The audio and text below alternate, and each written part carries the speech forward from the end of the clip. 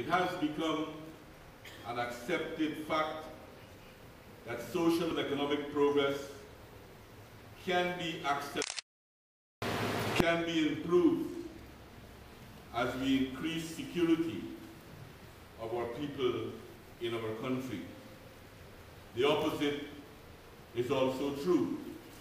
That is, we can retard our social and economic development when security is compromised. In fact, I have seen the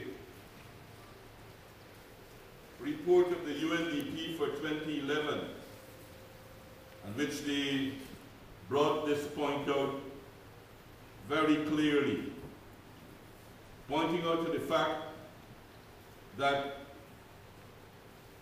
the cost of gang-related crime in the Caribbean, they were speaking about generally, costs our region between 2.8 to 4% of gross domestic product. Extremely significant. And they further highlighted that in one CARICOM country, the cost, they state that some $529 million a year in income is lost because of crime in those societies. The report also stated that 1% reduction in youth crime could boost annual tourism revenue by some $35 million United States dollars. And therefore, you can see by those few figures how vital your role is in the whole general development of our society. And as I've said before, the very quality of life, to enhance the very quality of life in our society, it is vital that we enhance security. Our people depend heavily on the Guyanan police force to provide that security so that they can work, study, and develop in a secured atmosphere. It is also clear that security, as I said, enhances the quality of life. And in looking at fighting crimes and enhancing security, we cannot confine ourselves any longer to merely internal factors. Of course, they are still true in a large way, but they no longer explain everything as far as crimes are concerned. The old theory, which still stands, that there is a correlation between lack of employment and crime, still stands. But in our region today, we have to take into account exogenous factors and how they contribute and add to the problems that we face in our society. We must look at these factors as well. And I just want to point out, over the last, between 2006 and 2011, in our region, a few weeks ago, I attended the CARICOM Heads of Government meeting where the whole focus was on the security situation in the region and crime in the region because of the concern that leaders have of what is taking place in the Caribbean. And in that meeting, they gave some figures. Between 2006 and 2011, there were some 14,401 homicides were reported, and some 12,326 illegal firearms were seized. And they added that the figures of homicide could have been much more if we work on a theory that every one weapon seized is a life saved, at least one life saved. Then the situation could have been more than 26,000 1,000 homicides had it not been for the seizing of some of those weapons. They also pointed out that there were some 34,507 kilos of cocaine seized during the same period, and 350 gangs with a total membership running into several thousands. And one then can gain an understanding of the importance of this issue in our region as a whole, of what is taking place.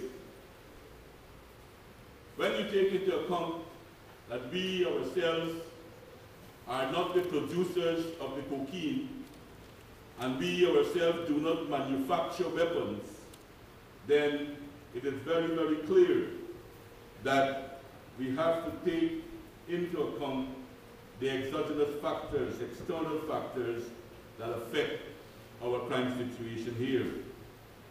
Clearly, the drug trade has had an impact on every aspect of crime in the region. With the drug trade, there is a gun trade, and in economics they say that there is a theory that supply begets demand, and the theory, if applied to crime, the quantity of weapons in the society, circulated in the society, seems to be partly responsible for the easy way in which many, many crimes are committed. And therefore, I want to urge, while I want to congratulate you for the seizure of weapons that you have made last year and continue to make this year, I hope that we can intensify this so that we can take more, if not all, the illegal weapons off our roads and improve the security generally, because of the impact that we have. Science and technology has given us some advantage to use in fighting crime, but it is not confined only to the security forces. Criminals also use them. So we need to have stronger regional and international cooperation, developing strong relationships with the law enforcement agencies generally in our region and further afield internationally. And also, in our case, very much so with South America, and particularly our neighbors in the west, in the east, and in the south. The police force must therefore lift also its level of its work to counter crime. You see also many of the sophistication that is taking place. And in one of his address to Congress, President Obama himself has been urging that there must be a need to look at the new kind of crime, the cyber crimes that are taking place. And we cannot escape these things because of the globalization and the interconnection in our societies. We will not be able to escape these things, and it is important that we begin to look at these as well. One case in mind is the Mangar case, where up to now I understand the police is still awaiting laboratory results from one of the Caribbean countries. We must develop our capacity to do these things in a better way. And this, of course, is part of the plan of the force to help to reform the police force to make it more efficient and much more effective. I know from the Ministry of Home Affairs that the leadership of the force has recognized the need to work to carry out these reforms. And I understand the leadership is very committed in this regard. And listening to your report, Commissioner, I am convinced that this team is determined to move ahead to make our force more efficient and more effective. It therefore demands an evaluation of the relationship of the police force and the communities, and the relationship with the many law-abiding citizens in our land. I am also aware of the initiative that you are taking in working with communities which you just described just now. And we must constantly work to build the confidence and trust in our communities in the force. This is extremely important.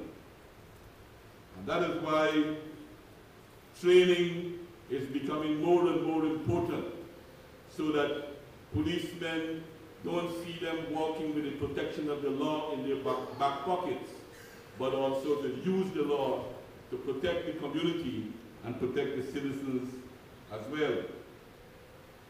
To do so, we have to be more prompt in reacting to the calls of the communities. And we have to root out many of the little drug houses. While we go against the big ones, we must also go against the small ones as well. I recall visiting the home of a victim in Rose Hall not so long ago. And we're speaking to the people there. They were telling me about the many, many drug houses in the area. And everybody knows about them. So if everybody knows about them, the police must also know about them. And why are they not raiding them enough to get rid of them? Because this goes directly to our young people, make them addicts, and increase that level of crime. We must root these things out. We must not allow anyone, because when you don't go after them, the community start to believe that you have some kind of relationship with them, and that damages confidence. So we must go against all levels of these people, and that I can assure you, I am confident that that will help to build confidence within the communities as well.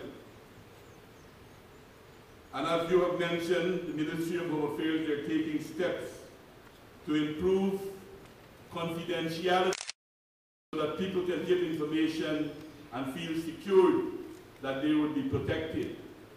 But that tells us another story, that people must also feel confident in talking to a policeman and to know that what they're telling them, they will be protected and they will protect their confidentiality as well. So we have to work not only on the hotlines, but we have to work that the community will have confidence to talk to us and to tell us what is taking place. Not for them to come and tell me and I call in the Commissioner of Police to tell him, or the crime chief to tell him what I've been hearing, as I have to do even very recently.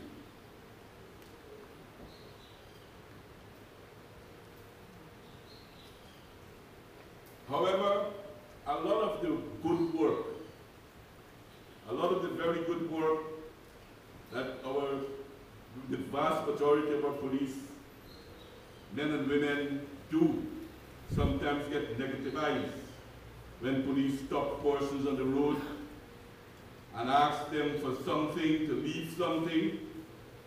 Some people feel harassed when this occurs. And we have to begin to think about expanding integrity testing, not only in the areas of those who are fighting the narco trade, but in other areas where you have direct link with people and possibilities of demanding things from them. This is one of the things that I think we should begin thinking about, expanding integrity testing at other levels as well.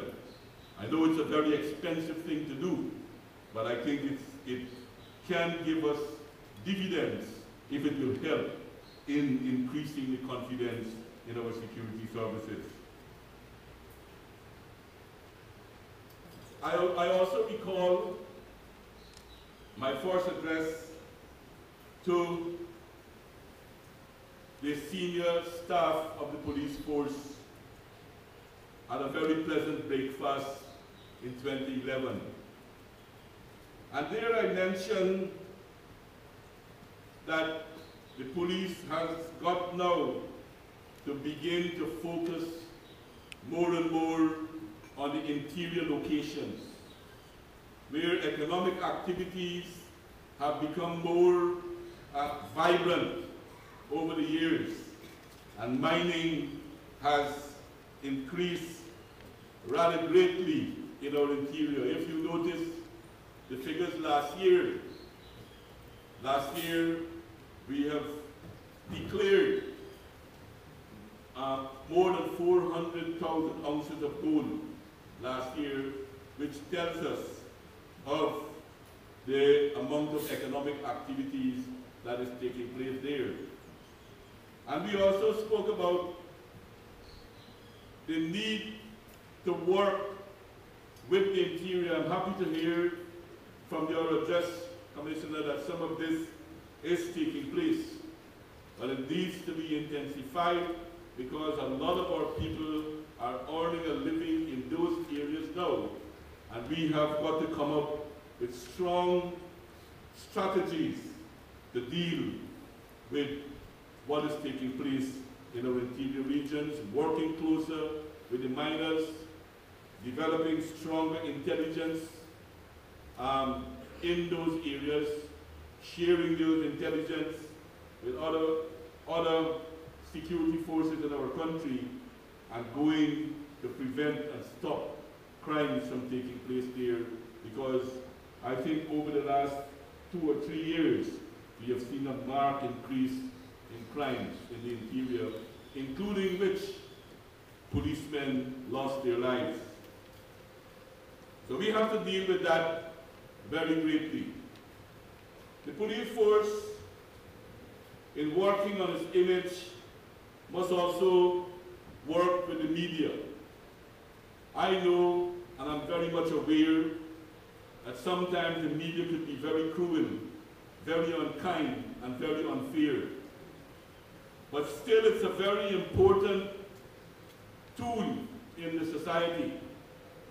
And we must avoid them having to do a lot of speculation, because when the press speculates, they seem to always speculate negatively. Around creating better security for our people in our society.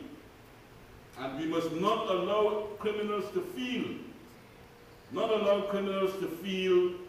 any way that they could be protected by one side or the other.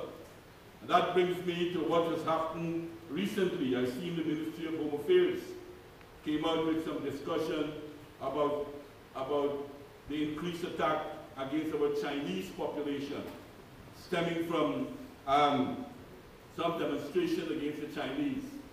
We cannot afford these things. We are a multi-ethnic, multiracial society.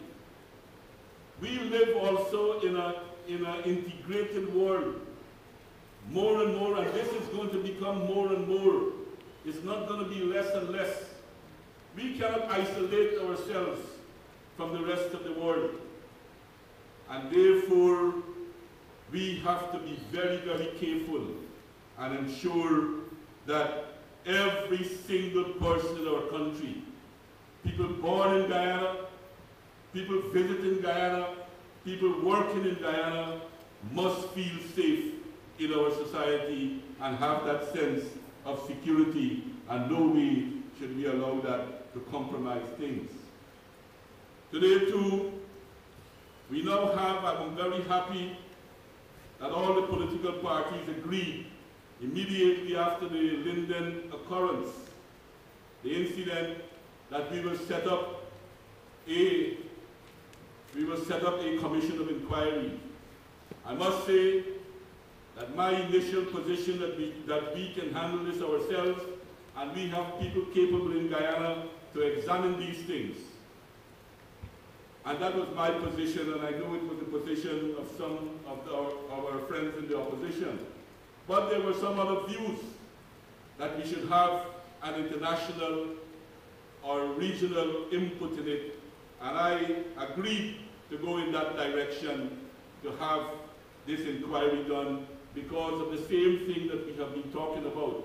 It cost us quite a bit of money, but in the importance that we attach to the whole issue of building confidence in the society, we decided to go in that direction and to have this commission of inquiry set up.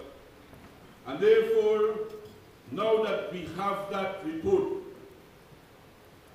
they have made many recommendations.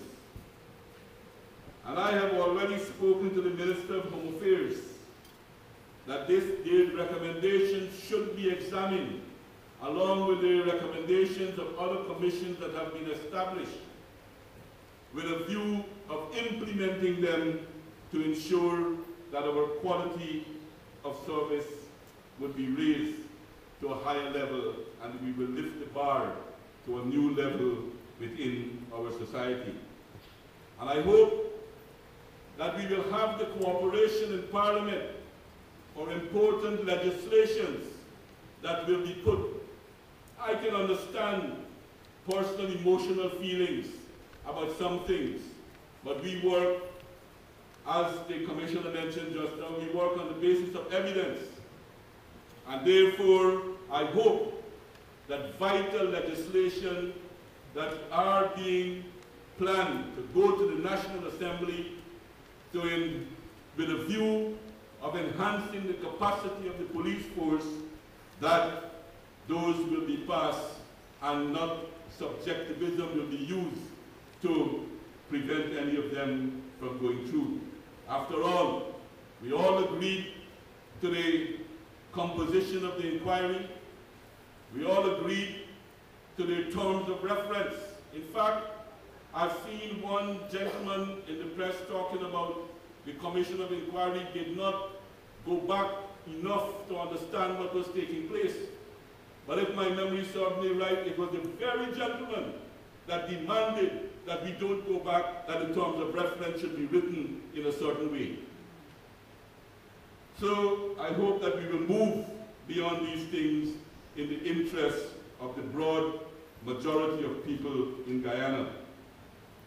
Let me also say that there is a direct connection between security and the judiciary and the judicial system, and they have to work, complement each other's work in order to improve our security. I have said here before, and I repeat again today, that too many of our people are languishing in jails for too long awaiting trial. We have appointed more judges in the system. We have increased more capacity in this area. We have worked, have a reform to revamp the system, the state, giving the right the state to appeal even on jury trial. We have also worked to try to move away sometimes from the preliminary inquiry so we can have paper committals to increase things. We are working to set up specialized courts so that things can be accelerated and move forward, and so that we can have justice delivered in a timely manner.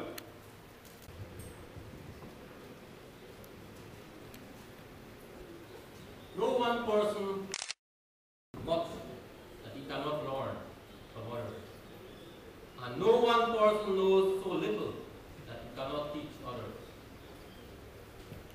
Mr. Chairman, Your Excellency President Donald Ramotar, Honorable Minister of Home Affairs, other ministers, the government, members of the diplomatic corps, the leader of the opposition, Mr. David Granger, Director of Public Prosecution, Ms. Shalimal Ali Haq, Commissioner of Police, Mr. Leroy Bromell, Heads of Discipline Services, the Discipline Services, former Commissioners of Police, Mr. Alram Rabovir, Mr. Floyd McDonald, retired senior officers of the force, special invitees, senior and junior officers, members of the media. Good morning. I am indeed honored to be delivering the vote of thanks at this ceremony of the annual Officers Conference. However, before I do so, I wish to assure Your Excellency that your words of advice and inspiration will not go unheeded. Sir, we the officers are well aware of the challenging nature of the security environment within which we operate, and we note carefully your concerns as they relate to enhanced security for our nation, impact of drug, trade of all aspects of crime, removal of illegal weapons in society, cybercrime, and most of all, to root out all small drug houses in society. I wish to assure you that this conference will deliberate with a view to achieving the best possible approaches to addressing your concern. I thank you, sir, for your encouragement and advice. To all those who have contributed in any way possible in realization of this auspicious opening ceremony, I say presence and participation certainly deserves to be recognized. As the theme of this conference indicates, and as we, the officers, meet to discuss for the next 2 days, I wish to assure you that our contribution will lead to the realization of a safer community for all Guyana. God bless Guyana, and may God bless all of us. Thank you.